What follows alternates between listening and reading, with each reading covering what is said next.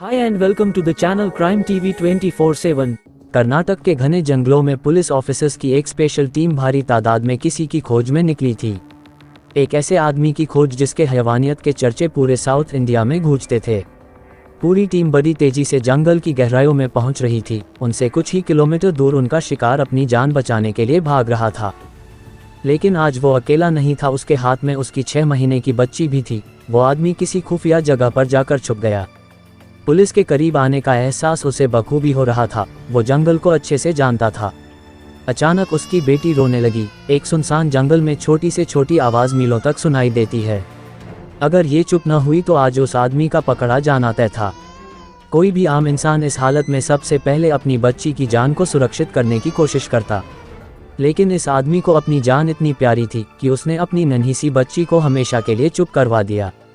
किसी भारी चीज से उसका सर कुचलकर अपनी ही बेटी को एक भयानक मौत दे दी और वहां से भाग गया। ये आदमी था इंडिया का सबसे बेरहम खूनी, जिसने जानवरों से लेकर पुलिस वालों और अपने बच्चों तक पर भी रहम नहीं खाया, जिसने अपने रास्ते में आने वाले एक एक इंसान को दर्दनाक अंजाम दिया। ये आदमी था चंदन तस्कर वीरप्पन। वीरप्पन कोई पैदाइशी क्रिमिनल नहीं था, लेकिन क्राइम करना उसने बचपन से ही शुरू कर दिया। वो करीब 14-15 साल का रहा होगा जब उसने अपना पहला खून किया। जब उसने एक मासूम हाथी के सर में गोली मारी और 17 साल की उम्र में उसने पहली बार किसी इंसान की जान ली, एक फॉरेस्ट गार्ड की। यहाँ से वीरप्पन का क्रिमिनल करियर शुरू हुआ। वो एनिमल की इनलीगल हंटिंग करके उनके पार्ट्स को बेचा करता था, जैसे कि हाथी के दांत। धीरे धीरे उसने अपना गैंग बनाया और एक्सटॉर्शन जैसे क्राइम्स में घुसने लगा। इन सब की वजह से पुलिस पर प्रेशर बढ़ने लगा और उन्होंने उसके खिलाफ एक्शन लेने का डिसीजन लिया। लेकिन वीरप्पन के पास एक बहुत बड़ा एडवांटेज था, जंगल। बचपन में जंगल में रहा और पला बड़ा हुआ वीरप्पन जंगल के जमीन और उसके वसूलों से बखूबी वाकिफ था, और उस जंगल के चप्पे चप्पे आँख बंद करके पहचान सकता था। जिन डिस्टेंसेस को पार करने में दूसरों को कई दिन लग जाते थे, वीरप्पन उन्हें कुछ घंटों में ही पार कर सकता था। वो हवा का रुख मुड़ना, पंछियों और जानवरों के बिहेवियर में चेंज आने से जंगल में हो रही एक्टिविटीज़ को समझ सकता था। इसलिए जब भी पुलिस उसे पकड़ने जाती उसे पता चल जाता था। वो किसी भी जंगली जानवर से डरता नहीं था और अपने आप को जंगल का राजा समझता था। इसी के साथ वो एक शानदार शूटर था। एडवांस्ड ऑटोमेटिक राइफल्स के ज़माने में वो इंडिपेंडेंस एरा की लॉन्ग रेंज गन्स और double barrel shot guns use किया करता था। कहा जाता है कि वो मीलों दूर से भी हाथी की 2 आँखों के बीच में गोली मारता था और एक ही गोली में उस बड़े से जानवर को मार गिराता था। उसे पकड़ने की पुलिस की कोई भी कोशिश हर बार नाकाम हो जाती। अगर पुलिस वाले बड़ी टीम लेकर जाते थे तो वीरप्पन को शोर सुनकर आसानी से पता चल जाता और वो वहां से भाग निकलता। और अगर वो छोटी टीम्स में जाते तो वीरप्पन अपने साथियों के साथ मिलकर बड़ी चालाकी से उन्हें घेर लेता था और एक एक पुलिस वाले को जान से मार देता था। वीरप्पन को पुलिस वालों से सख्त नफरत थी। वो उन्हें शैतान बुलाता था और हर पुलिस वाले को एक बेरहम और दर्दनाक मौत देता था। उन्हें जिंदा रखकर वो एक एक करके उनके बॉडी पार्ट्स के टुकड़े करता और फिर आखिर में जब वो इंसान अपनी आखिरी सांसें गिन रहा होता था तब वो उसका सर किसी बड़े पत्थर से कुचलकर मार देता या अपनी डबल बैरल शॉटगन से उसकी खोपड़ी खोल देता। हद तो तब हो गई जब एक बार वीरप्पन ने एक पुलिस ऑफिसर श्रीनिवासन को मारने के बाद उसका सर काटकर उससे फुटबॉल खेला था। इसी सब के चलते एक ऐसा इंसिडेंट हुआ जिसने वीरप्पन का खौफ पूरे देश में फैला दिया। तारीख थी 8 अप्रैल 1993। तमिलनाडु के कोलाथूर एरिया में एक तमिल पोस्टर ने लोगों का ध्यान खींचा। उस पोस्टर में वीरप्पन ने एरिया के पुलिस सुपरिटेंडेंट को चैलेंज किया, ये कहकर के मैं कल वालंगुली पट्टी में रहूंगा। अगर तुम सच में अपनी माँ की कोख से पैदा हुए हो तो मुझे पकड़ के दिखाओ। अगला दिन 19 अप्रैल 1993 रैम्बो गोपाल कृष्ण ने अपनी एक पुलिस टीम और कर्नाटक स्टाफ के साथ वीरप्पन को ढूंढने के लिए निकल पड़ी। 2 बसेस भरकर पुलिस की ये फोर्स वीरप्पन को पकड़ने की ठानकर अपने रास्ते पर थे, लेकिन वो ये नहीं जानते थे कि यही वीरप्पन की चाल थी। उसने बीच रास्ते पर 10-10 फीट की दूरी पर 14 एक्सप्लोजिव का जाल बिछा रखा था।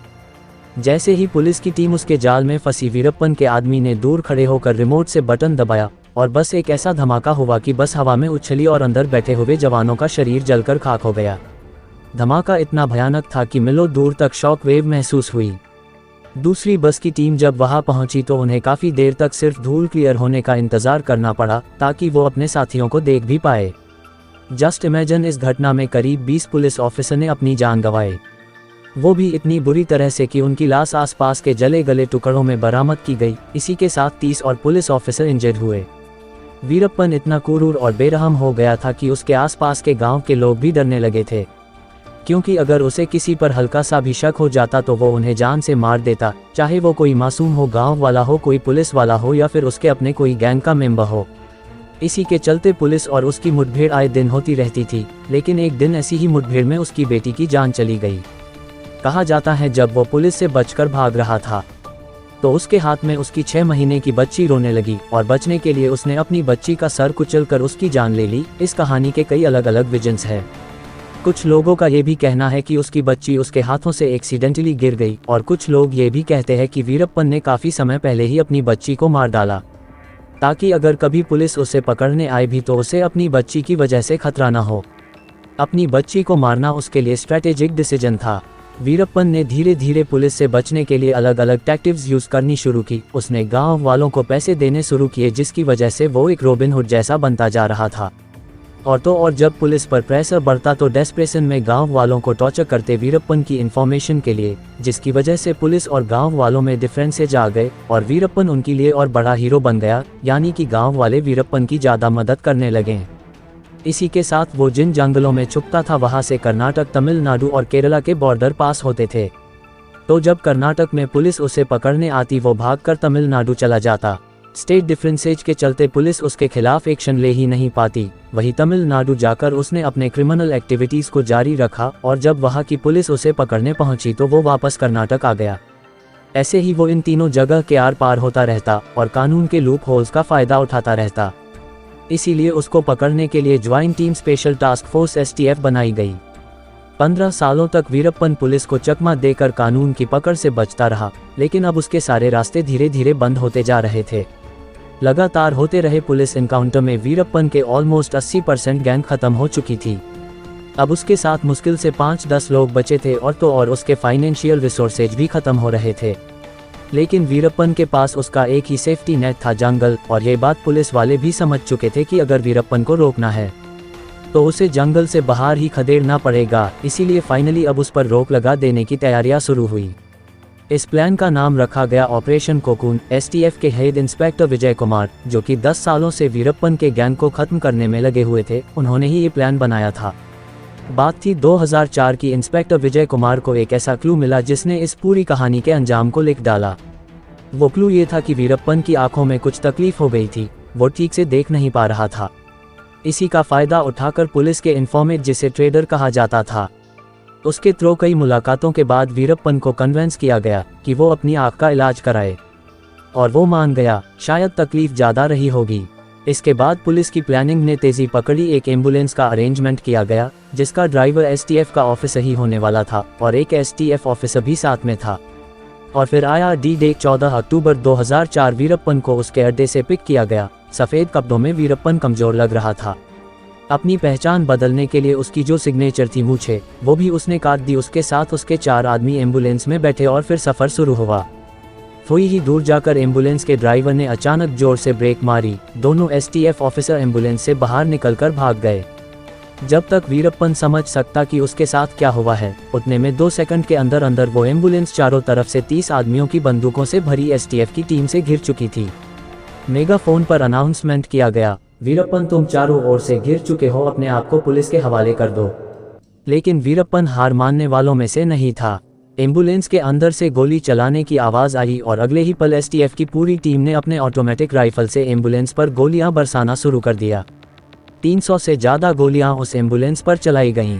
धीरे धीरे STF की टीम एम्बुलेंस की तरफ आगे बढ़ी। अंदर देखने पर पता चला कि वीरप्पन के सारे आदमी मारे जा चुके थे, और हाफता हुआ वीरप्पन खुद अपनी आखिरी सांस के लिए लड़ रहा था। इमेजिन 338 गोलियां चली थी, उसके बावजूद सिर्फ 2 गोलियां वीरप्पन को लगी थी। मौत के बिल्कुल करीब था, लेकिन फिर भी वो अपने आप को बचाने के लिए लड़ रहा था। आखिरकार 2000 से ज़्यादा हाथी 180 से ज़्यादा लोगों की जान लेने के बाद, 20 सालों तक पुलिस और कानून में खौफ का माहौल बनाए रखने के बाद 14 अक्टूबर 2004 रात 11 बजे वीरप्पन की कहानी को अंजाम मिला। 20 साल का हंट सिर्फ 20 मिनट में ख़त्म हो गया। वीरप्पन अपने आप को भगवान समझता था। वो कहता था कि उसमें सरकारें गिराने की ताकत है, और काफ़ी हद तक ये बात सच भी थी। इसीलिए दाऊद के बाद इंडिया में वीरप्पन ही था जिसे पकड़ने पर करोड़ों रुपए का इनाम था। एक्टर राजकुमार की किडनैपिंग के बाद 108 दिनों तक उसने पूरे देश को अपने खौफ में रखा। एग्रीकल्चर मिनिस्टर नागरपा की किडनैपिंग करके उसने 3 स्टेजेस की गवर्नमेंट को अपने घुटनों पर ला दिया था, लेकिन अंत में उसे मौत के सामने घुटने टेकने पड़े। तो ये थी कहानी वीरप्पन की। यदि आप कुछ कहना चाहते हैं तो कमेंट बॉक्स में ज़रूर कहें। अगर आपके अंदर भी वो डिटेक्टिव है जिसे ट्रू क्राइम केसेज पसंद है तो ऐसी ही और भी वीडियोस के लिए इस चैनल को सब्सक्राइब करें, और वीडियो अच्छी लगी हो तो लाइक शेयर करना ना भूले। अब मिलते हैं नेक्स्ट वीडियो में, तब तक के लिए बाय।